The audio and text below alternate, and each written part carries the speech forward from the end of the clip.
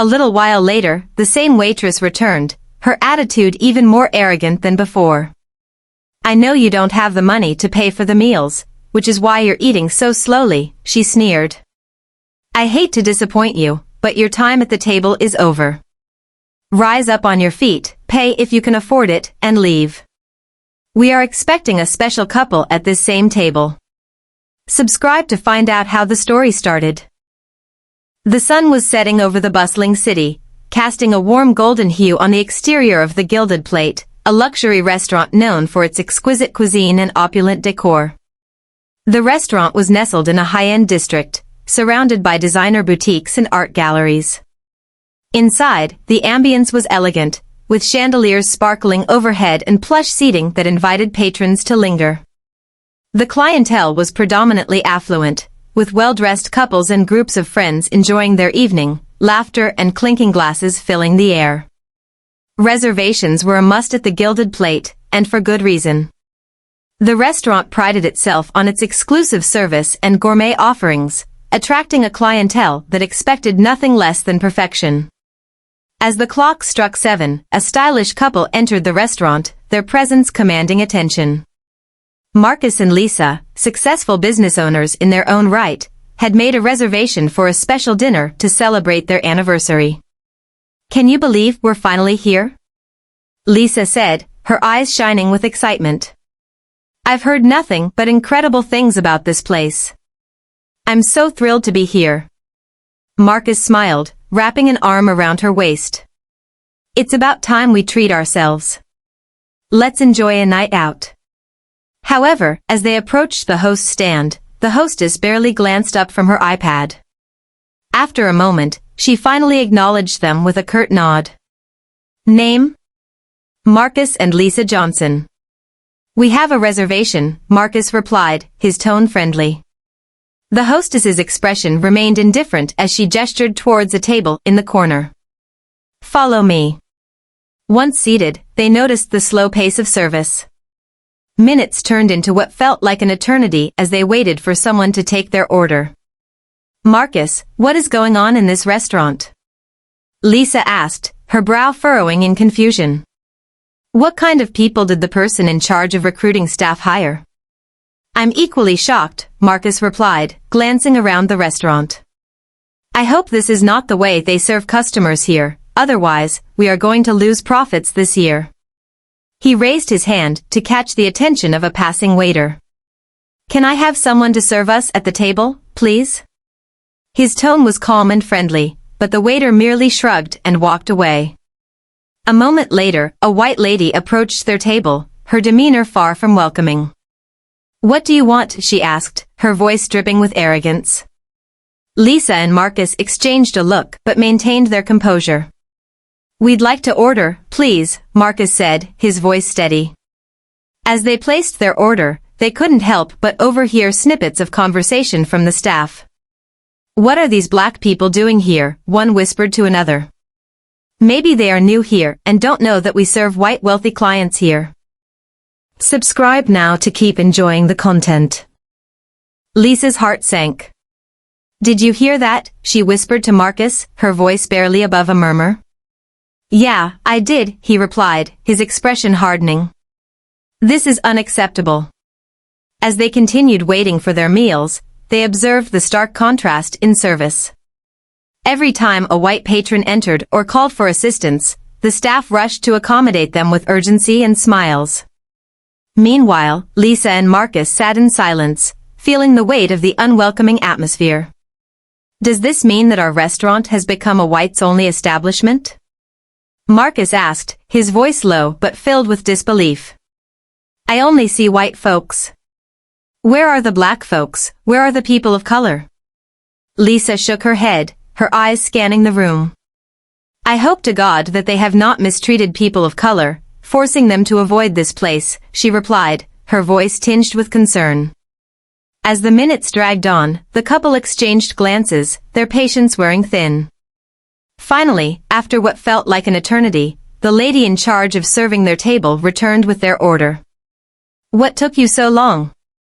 Marcus asked, maintaining a calm demeanor despite the frustration bubbling beneath the surface. I thought you said it would be 30 minutes, but it's been over an hour.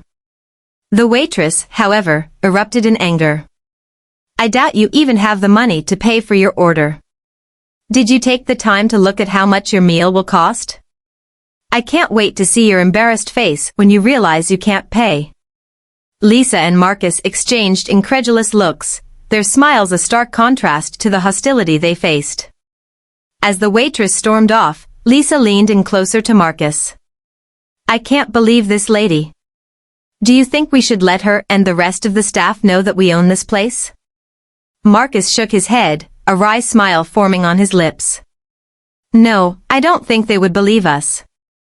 I don't think any one of them would even imagine that this luxury restaurant is owned by a black couple. But I do think there's a need for an overhaul of staff and management. When we built this restaurant, it was supposed to serve all colors and races, but right now, it's the complete opposite. I will call the managing director and have a candid talk, Lisa said, her voice firm. I want to know if he is also part of this elaborate plan to keep people of color out of this place. As they continued to discuss their business ventures, savoring the meal that had finally arrived, the atmosphere around them felt charged. They shared ideas, dreams, and plans for the future, trying to drown out the negativity that surrounded them. Subscribe now to keep enjoying the content. A little while later, the same white waitress returned, her attitude even more arrogant than before. I know you don't have the money to pay for the meals, which is why you're eating so slowly, she sneered. I hate to disappoint you, but your time at the table is over. Rise up on your feet, pay if you can afford it, and leave. We are expecting a special couple at this same table. The couple felt insulted, but they fought hard to remain level-minded and calm. Can you let us finish our food and our conversation? Marcus asked, his voice steady. We'll be out of here before you know it. And don't worry, we shall pay for our stay here. The waitress crossed her arms, a smirk on her face. You'd better leave now, or else, she warned, her tone dripping with disdain as she turned on her heel and walked away. Lisa shook her head in disbelief. Can you believe this? How can someone be so rude and unprofessional? Marcus sighed, his expression serious. This isn't just about us anymore, Lisa. It's about the message they're sending to everyone who walks through those doors. We need to take action. I agree, Lisa replied, her determination growing. We can't let this slide. We built this place to be a beacon of inclusivity, and we need to ensure it stays that way. As they finished their meal, they couldn't shake the feeling of being watched. The other patrons, mostly white, seemed oblivious to the tension, engrossed in their conversations and laughter. Do you think they even notice what's happening? Marcus mused, glancing around the room. Or are they just too comfortable in their privilege to care? I think it's a bit of both, Lisa said, her voice low. But we have to make them care. We have to show them that everyone deserves respect, regardless of their skin color. While Marcus and Lisa were deep in their business discussion, two stern white police officers approached their table, their faces etched with seriousness. We have received a complaint that you have ordered meals that you are unable to pay for, one of the officers said, his voice authoritative.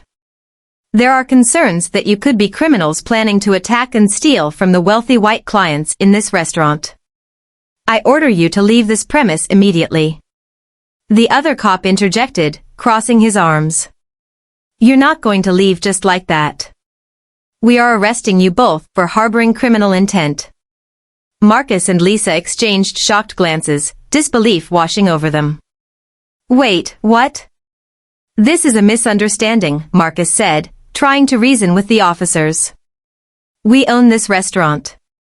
We came here to celebrate our anniversary. The waitress who had served them earlier chimed in, her voice dripping with disdain. They're just poor folks who can't afford anything. They're trying to scam us. That's not true. Lisa exclaimed, her voice rising in frustration. We've done nothing wrong. Subscribe now to keep enjoying the content. As the situation escalated, Lisa quickly sent a message to the managing director of the restaurant. This is urgent. The restaurant staff has called the cops on us, and we are being arrested at our own restaurant. Moments later, the managing director rushed into the restaurant, his face a mask of shock and anger. What's going on here? He demanded, striding towards the scene. With a calm but firm demeanor, he requested an audience with one of the cops. I am the managing director of this restaurant, and the people you have handcuffed are my bosses. They own this place. Please, this is a misunderstanding. The cop's expression shifted from stern to astonished. Is that so? He asked, glancing between the managing director and the couple. He then turned to Marcus and Lisa, his tone softening.